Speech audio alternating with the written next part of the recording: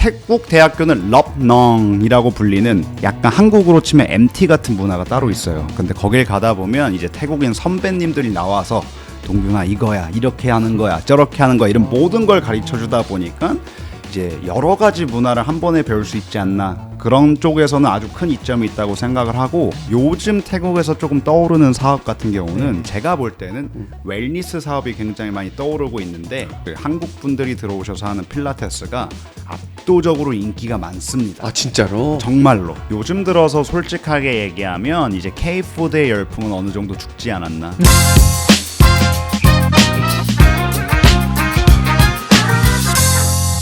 한 주 잘 지내셨는지 모르겠습니다. 저는 요즘에 새로 시작하는 준비하는 프로그램이 너무너무 힘든 프로그램이어서 매주 힘들었는데 이제 조금 끝나니까 살 것 같아요. 조만간 여러분들께 공중파를 통해서 인사를 드릴 테니까 기대 많이 해주시고요.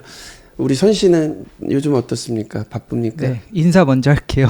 안녕하세요. 저는 이선 씨고요. 이제 다 알죠, 뭐. 아니 그래도 이게 인사를 하면 좋잖아요. 네. 그래서, 네. 자, 여러분 오늘 소개해드릴 게스트는 사실 절친 특집이라고 해도 괜찮을 정도로 저하고 아주 친한 동생인데, 제가 태국 여행을 굉장히 좋아하잖아요.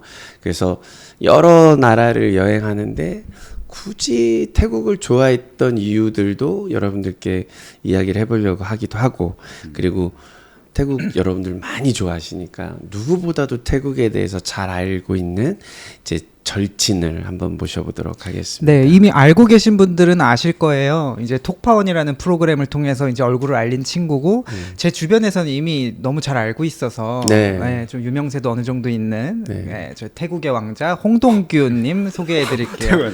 어, 와주셔서 감사해요. 사리캅, 네, 사리캅. 사와디캅. 안녕하십니까. 태국 왕자예요? 처음 알았네요.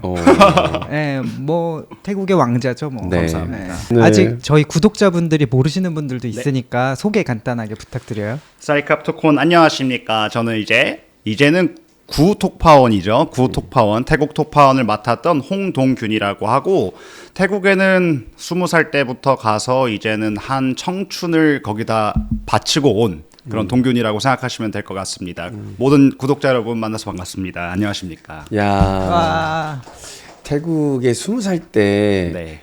난 태국 가서 살 거야라고 생각하고 간 거예요. 어떻게 처음 가기 시작한 거지? 생각을 해보면 그때 당시에 약간 무식하면 용감하다는 말이 있잖아요. 그때 당시에는 이제 조금 더 넓은 세상을 바라보고 가자라는 마음이 컸던 것 같아요. 근데 그때 당시에 인스타그램이나 이런 여러 SNS를 통해서 약간 1세대 인플루언서 뭐 이런 타이틀이 조금은 있었는데, 그때 당시에 우연치 않게 제 구독자의 뭐 80%가 아무래도 태국 기반이었다 보니까 그러면 내가 한국에 있을 이유가 뭐가 있지? 가서 조금 더 넓은 세상을 바라보고 좀 배워보자, 공부를 하러 가보자 라는 생각으로 용감하게 아무것도 모르는 채로 갔던 것 같습니다. 아니, 동균이 얼굴이 잘생긴 얼굴인데 한국에서는 안 먹혀서 태국으로 갔나 봐요. 그럴 수 있어요. 그럴 수도 있고. 아니, 왜냐면 동균이가 얼굴이 피부가 되게 하얘. 되게 하얘었죠. 하얘가지고 동남아시아에 있는 분들이 선호하는 한국 남자상에 되게 가까워. 네, 태국인들이 좋아하는 걸 갖추고 있어요. 하얀 피부랑 저 약간 긴 쌍꺼풀 얼굴. 있는 눈이랑 좀 저 인매 이런 것들이 되게 좀 복스럽게 보이는 것과 그리고 좀 약간 사이즈 사이즈. 이런 것들이 굉장히 태국 사람들이 좋아하는 요소를 다 갖추고 있어서 네, 태국 사람들에게 많은 사랑을 받는 것 같아요. 그러면 지금은 태국에서 인플루언서 활동도 하고 또 톡파원 24시 현지 특파원 네, 활동도 25시. 했었고, 네. 톡파원 25시였구나. 네, 25시. 그게 그 코로나 때 네, 우리가 맞습니다. 여행 못 가고 막 이럴 때 네, 네. 랜선으로 막 해서 굉장히 맞아요. 그때 어, 이슈가 됐었어요. 그때 이슈가 네. 되고 동균이도 그때 태국에서 있으면서 네. 막 소식 전해주는 걸로. 네, 맞습니다. 맞아요. 그때 코로나 때 당시에 이제 아무래도 비행길이 막히게 되면서 많은 여행객분들의 약간의 답답함을 좀 풀어줄 수 있는 그런 프로그램이라고 보시면 될 것 같아요. 근데 그때 당시에 저가 13회 때부터 이제 출연을 하게 됐는데 13회 때부터가 이제 본 방송으로 편성이 되면서 그때부터 지금까지 한 4년 동안 쭉 태국에 대해서 여러분들께 소개를 해드리고 있었습니다. 네, 어떻게 보면 태국의 홍보 대사이기도 하고 맞아. 또 태국이어서가 아니라 이제 석천 선배님이 되게 칭찬을 많이 했어요. 저 친구 왜 이렇게 톡파원 일을 잘하냐. 뭐 굉장히 말하는 거, 뭐 그런 에너지 이런 것들도 근데 직접 촬영하시는 걸로 아는데 네. 맞나요? 톡파원 같은 경우는 제가 뭐 이런 거를 이렇게 얘기해도 될지 모르겠지만 다른 이제 PD 분들이나 작가님들이 따로 계시진 않고요. 저희가 이제 현장에서 촬영을 하게 되면 현지에 저를 찍어주는 친구들을 제가 직접 섭외를 하기도 하고 그리고 촬영하러 가는 모든 장소들에 제가 직접 컨택을 하면서 진행을 하는 프로그램이다 보니까 그런 과정을 통해서 굉장히 많은 공부도 했던 것 같고 오히려 제가 태국에서 살아온 기간보다 이 톡파원을 촬영하는 기간 동안에 조금 실력 향상이라는 게 확 업그레이드 되지 않았나 그런 생각을 하기도 합니다. 어찌 보면 그 유튜버들 있잖아. 네, 요즘에 네. 이제 그쵸, 막 그쵸? 다들 하고 있지만 그거에 거의 1세대라고 할 정도로 그 공부가 돼서 이제 방송에도 내가 좀 재능이 있구나 이런 생각이 좀 할 것 같아. 저가 사실 그 톡파원에 출연하게 된 배경을 보다 보면 아무래도 태국에서 방송 활동을 조금은 했었기 때문에 하면서 유튜브도 조금 하다 보니까 그런 거를 보시고 이제 좋게 보신 이제 작가님들께서 연락을 주신 것 같은데 막상 해보니까 이게 방송일이 정말 쉬운 게 아니구나. 옛날에는 그런 꿈이 있었어요. 약간 나도 여행 가면서 돈 벌어보고 싶다. 뭐 그치. 단순하게 그거 누구나 그냥 꿈꾸죠. 약간 뭐 TV 프로그램을 보다 보면 연예인분들은 여행 가서도 돈을 버네 뭐 이런 생각을 놀면서 돈 했었는데 번다고. 근데 막상 해보니까 놀면서 어머, 먹는 건 아니고요. 정말 여행 아니고. 가도 그렇게 정말 생각을 힘들게, 하니까. 너무 힘들게 힘들고. 촬영합니다. 근데 사실 시청자 입장으로는 너무 부럽거든요. 그렇죠. 저 사람은 저렇게 놀러 가서 이게 다 촬영을 먹고. 막상 가보면 기본적으로 저희가 예상하지 못하는 변수들도 있는데 이제 저 같은 일반인 출신으로서 방송을 하다 보니까 섭외 과정이라든지 섭외도 힘들고. 이 모든 과정이 되게 힘들고 스케줄을 맞추는 것조차 힘들다 보니까 그런 부분에서 내가 방송을 잘하는 게 아니라 노력하고 있는 거구나 이런 정도로 생각을 했던 것 같습니다. 되게 겸손한 말 해줬는데 그래도 그 프로그램 덕분에 이제 많은 사람들도 알게 되고 좋은 기회도 좀 만났던 것 같아요. 네. 특히 그 방송을 통해서 석천 선배님을 알게 된 걸로 아는데 맞나요? 저는 사실 네. 7년 전쯤에 석천 형님을 먼저 그 이태원 전에? 마이스윗에서 뵀었는데 그때 당시에 저는 아직 엄청 아기 때였다 보니까 미성년자였네. 그 정도는 아니었지만 그 정도는 아니고. 그때 그래도 어렸었다 보니까 안녕하세요. 저 태국에서 온 뭐 홍동균입니다. 이 정도였지. 그러고 나서 제 성격상 이제 석천 형님이 이제 불편하실 수도 있으니까 먼저 연락하거나 그런 성격은 아니었거든요. 그런데 우연치 않게 갑자기 톡파원 25시 게스트로 우리 석천 형님이 나와주셨는데 그때 당시에 케미가 너무 좋았다라는 말부터 시작해서 엄청나게 저를 많이 챙겨주셨었어요. 그러다 같은 보니까 홍씨라고. 그쵸, 맞아요. 그쵸. 첫 번째 같은 홍 씨였고, 그치. 또 그리고 동균이가 처음에 이제 이태원에 저 찾아왔을 때 그냥 봤는데 얘가 귀엽잖아요. 그래서 혼자 스스로 살짝 오해를 했죠. 동균이가 게이인가? 이런 생각이. 그 톡파원 25시를 봤던 분들도 동균이 태국에 있고 또 얼굴 하얗고 이쁘게 생기고 이러니까 많은 분들이 조금 혹시 약간 그쵸. 주변에 또 태국에 있는 게이 인플루언서나 셀럽들하고도 또 많이 친하니까 친분이 있죠. 그쵸. 오해하시는 분들이 있는데 우리 홍동규는 절대 게이가 아닙니다. 지금 갑자기 그런 말. 갑자기 이런 걸 해줘야 이게 조회수가 짱짱 오른다. 요거 내가 그렇습니다. 동균이 오늘 확 그냥 울고 먹을 계획이다. 맞아요. 아니 그래가지고 네. 태국에서 살면서 또 특이한 게 학교를 다녔잖아요. 네, 대학교를 대단하다. 졸업했습니다. 근데 그거는 쉽지 않을 것 같아요. 영어권 학교도 아니고 중국으로 가는 친구들은 많이 봤는데 그쵸. 태국으로 유학 가는 건 진짜 거의 못 봤거든요. 지금은 좀 많이 국제학교가 있고 하니까 어린 네. 친구들도 가는데 그쵸. 그러니까 20 넘어서 이렇게 대학교를 태국의 대학교를 간다. 그것도 큰 결정인데 그쵸. 그때 당시 제가 대학교를 들어갔을 때까지만 해도 이제 한국 학생들이 정말 없었습니다. 이게 어느 정도로 없었다라고 얘기할 수 있냐면 학교 안에 중국 음식도 있고 일본 음식도 있고 뭐 아프리카 뭐 미국 모든 음식이 있는데 유일하게 한국 음식만 없을 정도로 정말 한국 학생들이 없었고 그런 수요도도 많이 낮았던 건 사실이었던 것 같습니다. 근데 이제 점차 태국이 알려지고 많은 사랑을 받기 시작하면서 어마어마하게 많은 한국인 학생들이 이제 들어오기 그래요? 시작해요. 그러다 보니까 학교마다 한국인 소사이어티가 따로 있을 정도로 많아지기 시작했고, 그리고 더 나아가서 이제 어린 친구들을 태국으로 먼저 유학을 보내서 아무래도 태국어랑 영어를 한 번에 배울 수 있다는 장점이 있다 보니까 이제 중학생, 고등학생 때부터도 오는 친구들을 제가 이제 많이 보고 있습니다. 그러면 태국에서 학교를 다니면 어떤 이점이 있나요? 이점이라고 하면 진짜 간단하게 얘기할 수 있을 것 같은데요. 약간 미국이나 영어 문화권으로 가버리면 영어만 잘하게 되는 경우도 있고 영어를 아예 못하더라도 그냥 졸업만 하고 오는 친구들도 꽤나 많이 봤어요, 제가. 저한테 그렇어요. 아니에요. 그런 거 아닌데 근데 이제 태국 같은 경우는 아무래도 전반적인 수업은 영어로 진행을 하다 보니까 그래요? 영어로 수업을 해요? 대부분의 이제 제가 나온 대학교는 이제 마이돌 대학교인데 아이돌?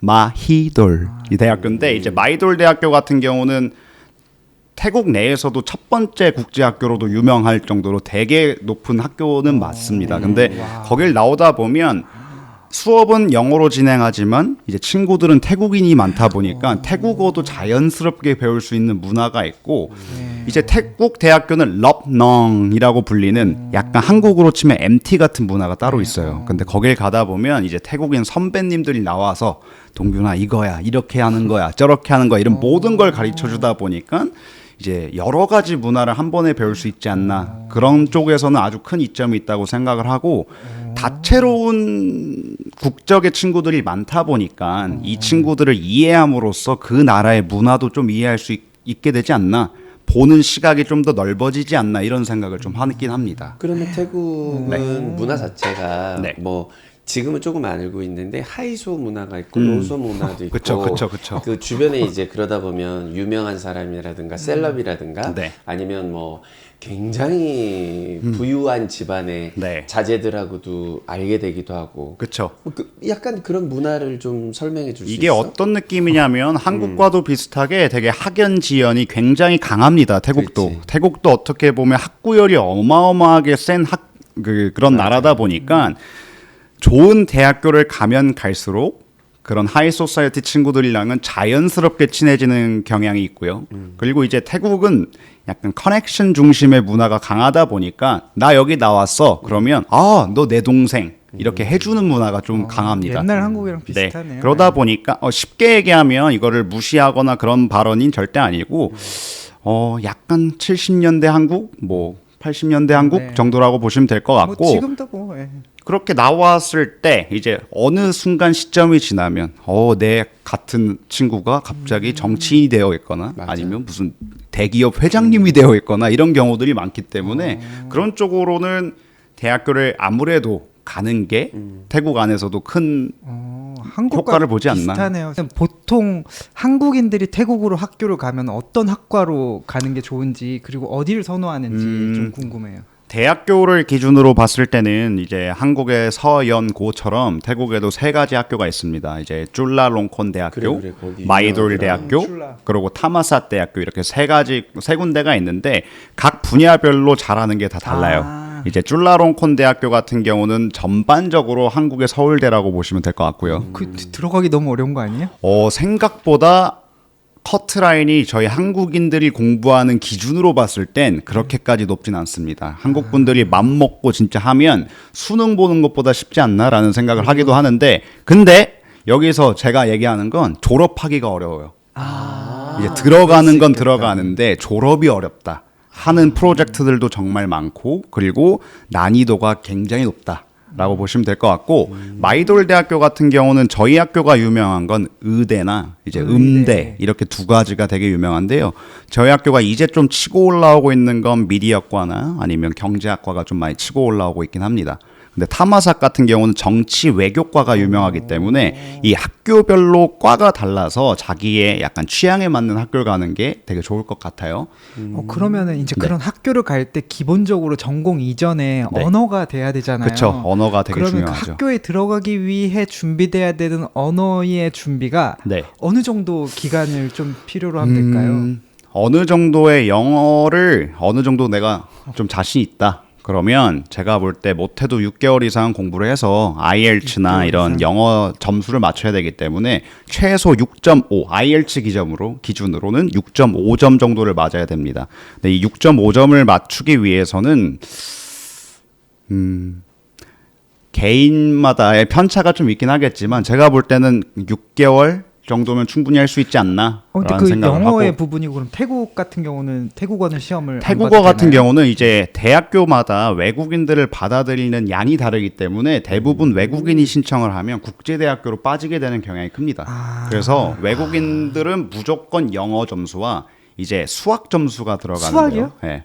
수학 점수가 들어가는데 여러분 저도 한국에 있을 때는 이제 수학 수포자, 못했지. 수포자, 이제 수능에서 수학을 포기할 정도로 수학을 못했는데 마이돌 대학교를 들어가기 위해서 정말 눈에 쌍심지를 켜고 공부를 했더니 그래도 되더라고요. 근데 그 이유가 저희가 생각하는 수능 정도로 어려운 문제를 하는 게 아니라 이 정도 기준은 맞춰줘라라는 느낌이기 때문에 이제 미국에도 수능이 있는 것처럼 그런 점수를 어느 정도 맞춰갖고 오면 되고 예를 들어서 수학 점수가 부족한데 영어는 잘해 그럴 수 있잖아요. 그런 경우에는 수학만 따로 그 대학교 입학 전에 수학만 따로 하는 MP라고 하는 코스가 따로 있습니다. 이 코스를 통해서 거기서 요구하는 점수가 충족이 되면 바로 대학교로 입학을 할 수 있는 그런 권한과 기회가 있기 때문에 그렇게 큰 두려움을 갖지 않고 한번 진짜 무턱대고 도전해 보는 것도 좋지 않나 이런 생각을 해봅니다. 그렇다면 좀 예민할 수 있는데 졸업하고 음. 현지에서 좀 취업할 수 있는 기회들이 많은지. 이게 방금 제가 앞서서 얘기해드린 것처럼 학연 지연이 굉장히 강하잖아요. 요즘 들어서 아무래도 이런 마이돌 대학교 출신들, 쫄라 대학교 출신들이 있는 데들이 대부분 대기업에 많이 있다 보니까 일단 아무래도 이력서를 내면 받아주는 느낌이 다르긴 합니다. 그리고 다르겠다. 기본적으로 태국 안에서 생활을 한다라고 가정했을 때 네. 태국 안에서 한국에서는 제가 잘 모르겠지만 태국에서 활동을 계속하고 쭉 살아가겠다라고 했을 때는 취업률은 굉장히 높다고 볼 수 있을 것 그래요? 같아요. 네. 근데 이제 조금 웃긴 게 아까 석천 형님 얘기해 준 것처럼 하이소들은 그 대학교를 나와도 자기 사업을 합니다. 그렇지. 근데 그렇게 자기 사업을 하는 친구들은 그래도 내 학교 동생들을 뽑고 싶지 다른 학교 동생들을 뽑고 싶어 하진 않아요. 그러다 보니까 아무래도 취업률은 많이 높지 않나 이런 생각을 합니다. 이 정도면 우리 동균이는 약간 유학원이라든가. 그럼 좋죠. 네. 그 뭐 약간 뭐 방향성. 그런 거를 비즈니스로 해도 네. 되게 잘하겠다. 한번 좋을 것 생각해봐요. 같아요. 생각 한번 해봐야 될 것 같네요. 네. 어떤 문화 차이가 네. 굉장히 중요하잖아요. 그쵸. 문화 한국에서도 차이가 크죠. 학교를 다녀봤고 또 태국에서 또 학교를 다녔고 네. 어떤 문화 차이가 있을까요? 대학교 문화라든가. 되게 큰 틀로 잡아보면 성격의 차이가 되게 클 것 같은데요. 이제 태국 같은 경우는 조화를 베이스로 되게 균형 잡힌 삶을 이제 많이 추구합니다. 근데 이게 무슨 의미냐면 개인 활동, 개인 과제보다도 이제 팀 플레이가 굉장히 많고요. 그러다 보니까 이제 친구들과 싸우게 되는 일은 많이 없지만 이제 친구들을 이해해야 되는 과정이 되게 저희 한국인으로서는 복잡해요. 왜냐하면 태국인들은 mấy bên này, 짜이엔옌, chơi 이런 느낌이 강합니다. 이게 무슨 느낌이냐면 괜찮아, 못하면 어때? 다음에 잘하면 되지. 진짜? 괜찮아. 태국 특유의 리액션이 있어. 이게 이런 게 있어. 차이. 이게 무슨 느낌이냐면 한국은 굉장히 경쟁 사회고 내가 이 친구를 누르지 않으면 난 성공하지 못해. 이런 게 약간 깔려 있다고 저는 느끼고 있는데 이제 태국 같은 경우는 우리가 올라가도 다 같이 올라가.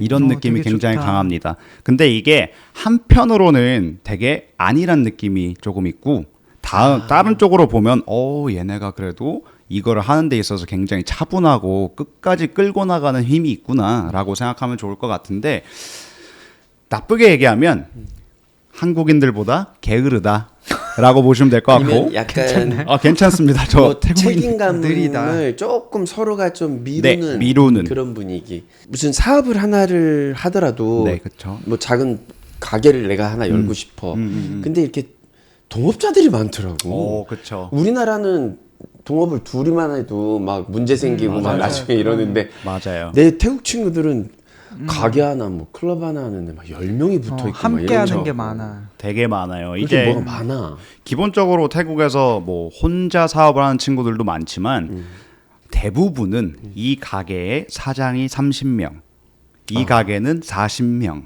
이 가게는 뭐 20명 이런 식으로 굉장히 공동 투자자들이 많이 있습니다. 근데 그 공동 투자자들마다 맡고 있는 분야가 다 다르기 때문에 그런 부분에 있어서 저는 한국도 그런 걸 좀 받아들여 보면 어떨까라는 생각을 할 정도로 좋은 문화라고 생각하는데 그만큼 복잡하고 오래 걸리고 약간 답답하고 약간 그런 게 좀 강하기도 해요. 그렇겠다. 네. 맞아. 어떤 의사결정이 하나로 딱 모여서 달리자 이렇게 네. 할 때 약간씩 의견 차이들이 그쵸. 있으니까. 다 같이 모이는 게 일단 되게 어렵고요.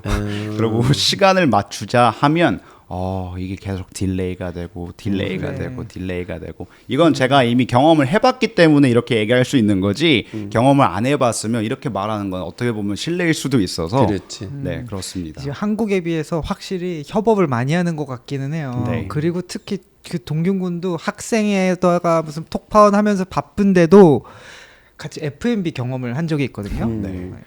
저가 이제 F&B 경험을 저도 말씀해 주신 것처럼 한 8명의 친구들과 함께 F&B 사업을 한번 해봤는데요. 뭘 했어요? 그때 당시에는 고깃집을 한번 운영해 봤습니다. 한국 스타일? 되게 한국 일찍- 스타일의 고깃집인데 약간 차별화를 조금 두기 위해서 인테리어도 빡 뭐 이런 느낌. 그 이유는 이제 태국이 경험 소비가 굉장히 강하다 보니까 물건과 맛을 판매한다기보다 경험을 판매해야 된다라는 그게 굉장히 강합니다. 그러다 보니까 인테리어 같은 것도 멋있게, 뭐 음식도 화려하게, 뭐 이런 거 막 다 해봤는데 제가 그 중에서도 제 전공 따라 이제 브랜딩 마케팅이기 때문에 브랜딩을 위주로 해보다 봤는데 굉장히 어렵더라고요. F&B가 제가 생각했던 것보다 많이 어려웠고 그리고 그 친구들과 이제 의견을 모으는 일도 굉장히 어려웠고요.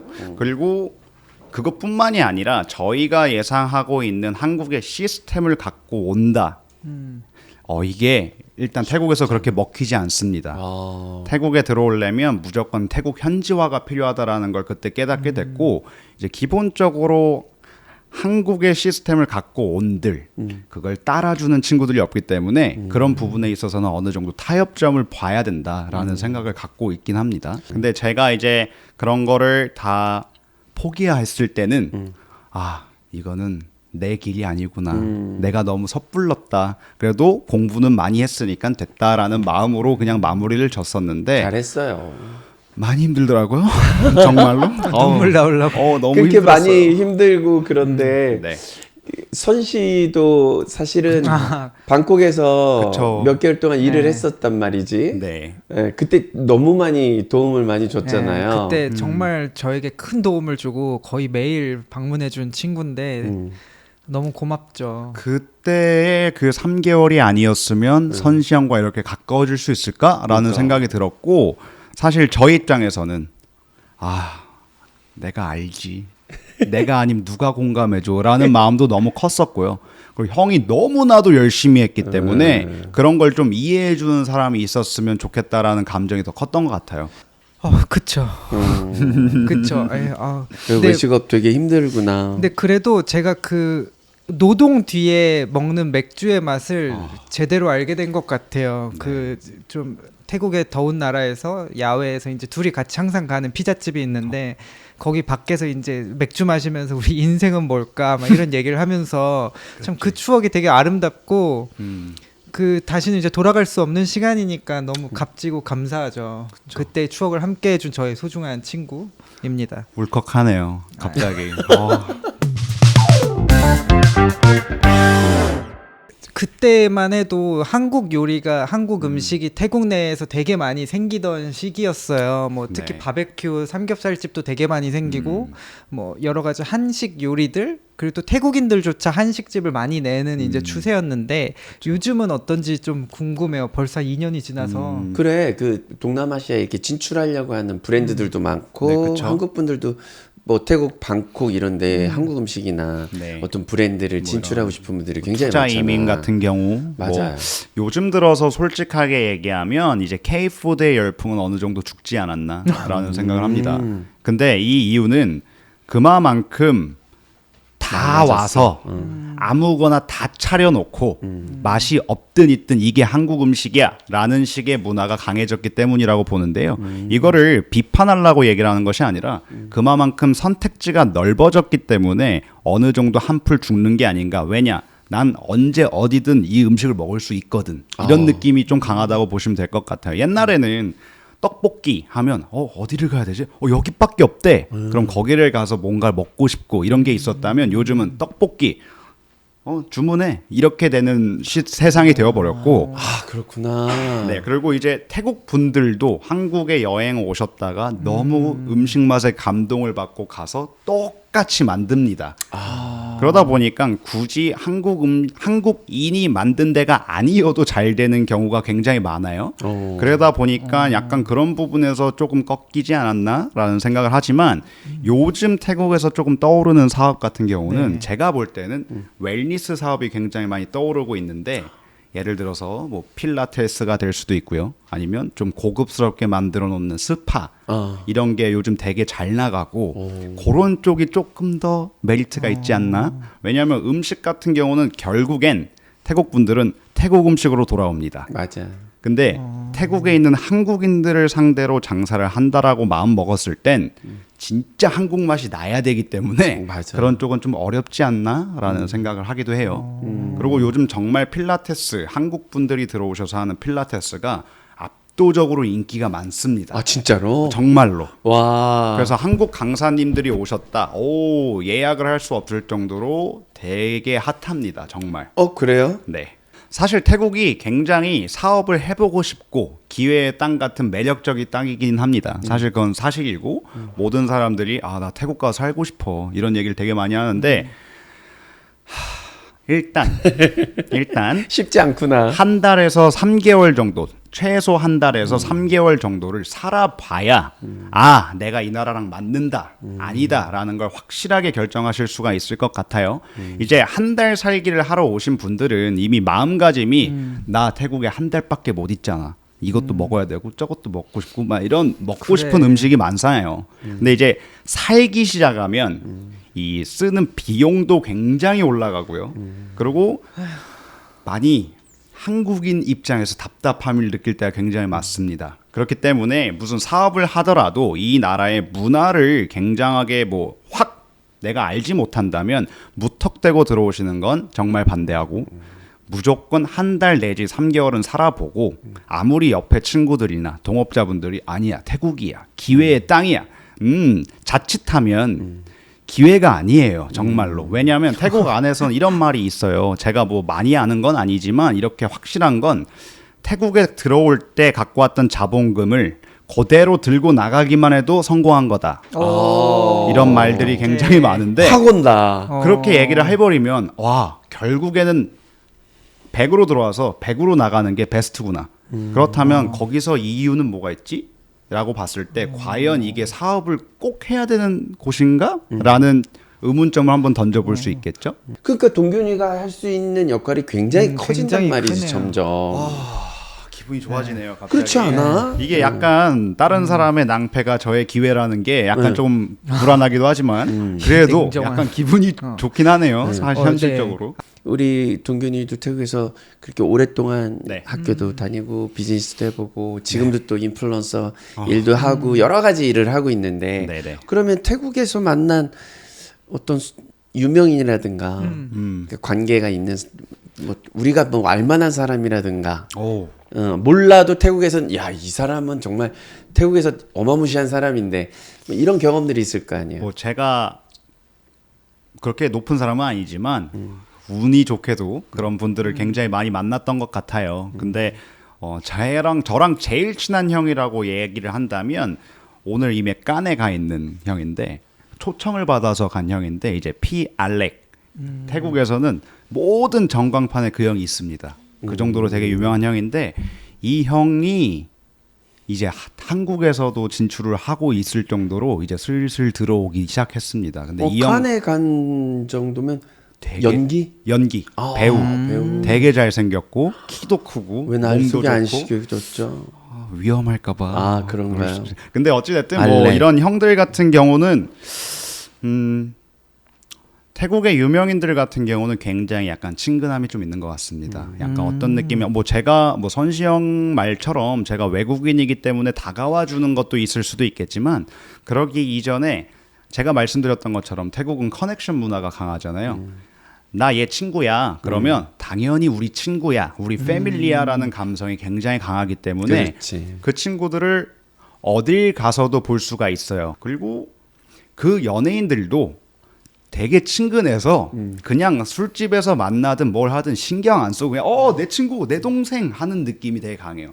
그러다 보니까 갑자기 정말 친구가 되는 경우도 있고 그래서 그런 부분에 있어서는 한국 연예인과 뭐 유명인들과 조금 다른 점이 있지 않나. 그리고 요즘 형도 아시겠지만 이제 태국이 인플루언서 시장이 굉장히 강합니다. 이제 소셜 미디어가 굉장히 강하기 때문에 한국에서 태국으로 역으로 올 정도로 이 시장이 굉장히 강해서 그런 연예인 친구들이 그런 SNS 활동을 위해서라도 많은 사람들을 만나고 많이 돌아다니다 보니까 접할 수 있는 접점도 굉장히 많고요. 그래서 그런 부분에서 조금 더 우리에게 친근하게 다가오는 게 아닌가라는 생각을 하기도 합니다. 학교 얘기도 했고 사업 얘기도 했는데 그보다 가장 현실적인 한 가지가 제가 떠오르는 게 있어요. 네. 정말 많은 이제 저희 얼마 전에도 얘기했는데 실버 또 시니어 또 그리고 퇴직하신 분들이 네네네. 태국으로 이민 가고 싶어하는 마음을 많이 네. 갖는 것 같아요. 나도 그런 마음이 들 나이가 됐어. 근데 나는 나이가 그렇게 가면 갈수록 네. 뭐 특히나 이제 태국의 북부 쪽을 보면 뭐 치앙마이, 치앙라이 네. 이쪽 보면 지금도 은퇴하신 분들은 내가 저기 가서 날씨 좋고 골프장도 너무 잘 돼 있고 음식도 맛있고 그쵸. 내가 내 생활비 요 정도면 한국에서보다 훨씬 윤택하게 살 수 있는데 라는 분들이 10몇 년 전부터 굉장히 아직까지도 많거든. 네. 요즘도 특히 되게 많은 것 많아요. 같아요. 뭐 한국의 경기가 어떻네, 뭐 이제 퇴직금으로 뭐 사업하느니 거기 가서 사는 게 낫네, 뭐 맞아요. 이런 다양한 생각들을 하는데 그 좋은 점과 뭐 안 좋은 점 혹시 보신 사례가 있는지 좀 궁금해요. 요즘 들어서 그 부분에 대해서는 환영입니다. 왜냐하면 태국이 점점 웰니스와 의료 관광이 유명해지기 시작해요. 그 말은 어르신분들이 오셔도 거기서 아픈 상황이나 그런 게 생겼을 때 바로 즉각 조치가 가능한 상황에 이르렀다라고 보시면 될 것 같고 되게 중요하지. 그리고 이제 어르신분들이 보면 무릎이 아프거나 허리가 아프거나 그런 경우가 굉장히 많잖아요. 근데 일단 더운 나라로 오면 조금 덜해집니다. 아, 그렇지. 왜 나 오늘 무릎이 안 아프지? 막 이런 경우를 제가 많이 봤어요. 그럴 수 있다. 그리고 기본적으로 마사지나 이런 게 너무 잘 되어 있기 때문에 그런 것 쪽으로는 너무 좋고 그리고 이제 은퇴를 하셨으면 어느 정도의 자금이 이제 충족하게 있다라고 저는 판단을 하기 때문에 그런 경우에서 태국에서 산다고 하시면 보다 윤택한 삶을 살 수 있지 않을까라는 생각을 합니다. 근데 약간의 단점이라고 한다면 아무래도 언어적인 부분이 있을 수 있겠고요. 그리고 문화적인 부분도 조금 없지 않아 있을 수 있을 것 같아요. 만약에 동반자와 함께 은퇴를 해서 태국에 거주한다고 한다. 그러면 더 좋을 게 없죠. 그냥 같이 늘 여행 다니고 그럼 너무 좋은데 혼자 왔다. 그러면 갑자기 어느 외롭죠. 순간 많이 외로울 거예요. 맞아요. 약간 나 여기서 더워 뭐하고 죽겠는데 뭐 하는 거지? 나 갈까? 다시 이런 생각을 할 수 있기 때문에 그런 부분까지 조금 더 깊게 고려해 보시면 확실한 답이 나오지 않을까라는 생각을 합니다. 제가 태국 여행을 자주 가는데 한번 치앙마이에 촬영이 있어서 가는데 네. 치앙마이 촬영하러 가는 그 비행기 안에서 어르신들을 만났어요. 네. 근데 이분들이 한 5커플 되셨나? 네. 부부인데 부부 동반. 은퇴하신 분들이야. 근데 그분들이 저한테 어디 가냐고 그래서 저 치앙마이에 촬영이 있습니다. 그랬더니 당신들은 치앙라이를 간다는 거야. 오, 네. 치앙라이에 왜요? 그랬더니 치앙라이에 자기들은 겨울에 3개월씩 거기서 살면서 네. 골프 치고 맛있는 거 먹고 마사지 받고 부럽죠. 관광하고 네. 그리고 겨울을 나는 거야. 그쵸. 겨울을 치앙라이, 방콕 그 태국에서 나고 왔다 갔다 하시고 봄 되면 다시 한국 오시는 거야. 그쵸. 그렇게도 사신다고 하시더라고요. 그런 분들이 굉장히 많으십니다. 네. 사실 방콕에도 그런 분들이 굉장히 많으신데 한국의 겨울은 태국에 세 가지 계절이 있는데요. 갑자기 말이 나와서 한 말인데 매우 매우 더운 여름. 미친 그리고 그냥 미친 더움. 그 다음이 조금 한풀이 꺾이면서 한국 가을 날씨가 다시 옵니다. 근데 그 시기가 정확히 한국의 겨울 시기예요. 그러다 보니까 11월부터 2월 달에 오시면 딱 온도도 저처럼 지금 바람막이 입고 다닐 정도로 치앙라이, 치앙다오, 치앙마이 이 지역은 굉장히 또 추워요. 그렇죠. 밤이 되면 12도, 11도 이렇게까지 떨어지기 때문에 그렇게까지 덥지도 않고 한국 분들한테는 시원하고 어디를 가도 걸어갈 수 있을 정도이기 때문에 그런 분들이 굉장히 많이 오십니다. 그리고 그때가 이제 또 약간 비수기예요. 약간 비수기다 보니까 골프장 가격도 조금 내려갈 거고 모든 여행 가격이 떨어지기 때문에 그런 의미에서 많은 분들이 오시는 것 같긴 합니다. 정말로. 내가 궁금한 거는 네. 소수자 입장에서 봤을 때 태국은 굉장히 인터레스팅한 나라이거든. 그쵸. 그러니까 태국은 올해부터인가 동성 결혼이 합법화가 된 거예요. 네, 작년부터. 작년부터인가요? 네네네. 왜 이렇게 이게 사회적인 분위기가 네. 뭐 동성 결혼도 합법화를 해주고 그리고 또 뭐 트랜스젠더 분들도 굉장히 많고 네, 많죠. 뭐 이런 분위기들이 어디에서 오는 거예요? 또 불교 문화에서 오는 거예요? 뭔가요? 불교 문화에서 온다고 보기에는 조금 어려울 것 같고요. 불교 문화에서는 그런 거를 사실은 금지되어 있습니다. 그래요? 태국도 사실 전반적인 사회 분위기로만 봤을 때는 왜? 라는 감정을 갖고 있는 친구들도 꽤나 많이 있습니다. 그렇겠지. 근데 태국 같은 경우는 상대방을 배려하고 일단 화도 내지 않고 참고 배려하고 이해하려고 하는 그런 문화가 굉장히 강하다 보니까 어느 순간부터 그런 친구들이 나타나고 했을 때 당연히 이해해 주다가 점점 이게 많아지는 경우도 있는 것 같긴 한데 그런 전반적인 분위기는 사실 사회가 만들어내는 거라고 생각하거든요. 근데 이게 나라에서 법으로 지정해서 딱 이런 것보다 아무래도 태국의 사회적인 분위기가 이렇게 많이 흘러가다 보니까 사회적인 포용성이라고 해야 될까요? 이게 나는 싫은데 내가 어떻게 얘기해 이런 것보다도 그냥 그러니까 저가 지금 이거 말하는데 헤매는 이유가 생각을 해본 적이 없어요. 그냥 하나의 성별이라고 생각하지 그거를 굳이 나눈다라고 괜히 해석을 해본 적이 없기 때문에 지나가면 지나가는구나. 나 게이야. 어쩌라고. 약간 이런 분위기예요. 나 게이야. 얘기 안 해도 돼. 괜찮아. 이건 너의 프라이버시야. 난 알 이유가 없어. 나 그런 거 괜찮으니까 그냥 자연스럽게 해라는 분위기가 형성이 되다 보니까 그런 부분에 있어서 조금 사회적 포용성으로 인한 좀 확 늘어난 게 있지 않나? 그리고 작년에 이게 합법화, 동성 결혼이 합법화됐을 때 굉장히 말이 많았습니다. 사실은 찬반 양론이 굉장히 태국에서도 심했는데, 심했구나. 굉장히 심했었습니다. 근데 이거는 태국에서도 오래된 나이 많으신 분들의 반대와 젊은 층의 찬성이 있었기 때문에 여기에 어느 정도의 타협점을 좀 많이 찾아봤던 것 같습니다. 근데 결국엔 점점 시간이 지나고 전 세계적인 문화가 이제 하나의 LGBT 자체가 전 세계적인 문화가 됐기 때문에 태국은 아무래도 관광 도시다 보니까 이런 부분을 통해서 조금 더 끌어올 수 있지 않을까라는 생각을 안 하진 않았을 거라고 봅니다. 그리고 그 이유로 인해서 정말 많은 외국 분들이 또 들어오시기도 했어요. 그렇죠. 그러다 보니까 제가 볼 땐 나쁘게 비즈니스적으로 얘기하면 관광 때문이지 않을까? 근데 좀 좋게 얘기해 보면 태국 사회 안에서 이거는 이미 당연한 거라 그냥 이런 생각을 더 깊게 하진 않는다. 깊게 하면 할수록 싸움만 늘어나기 때문에 그런 건 하지 않는다라고 하면 좋을 것 같아요. 야, 깊이 설명을 잘 해줘서 궁금한 것들이 이렇게 하나씩 좀 풀어지는 느낌이야. 저는 몰랐는데 말을 정말 잘하네요. 진짜 잘해. 막- 마약이라든가 마리화나라든가 네. 이런 부분들을 되게 쉽게 생각하는 친구들 꽤 있어요. 특히나 한국 젊은 친구들이. 그러니까 제 주변에도 저는 이제 그런 친구들 너무 많이 봤고, 네. 이렇게 위험한 거를 한국에서는 정말 하지도 못하고 생각지도 못했던 거를 여행 왔을 때 태국에서 태국은 특히 마리화나 같은 게 이제 좀 합법화가 돼 있으니까 네. 굉장히 좀 여행한 들뜬 기분에 그렇죠.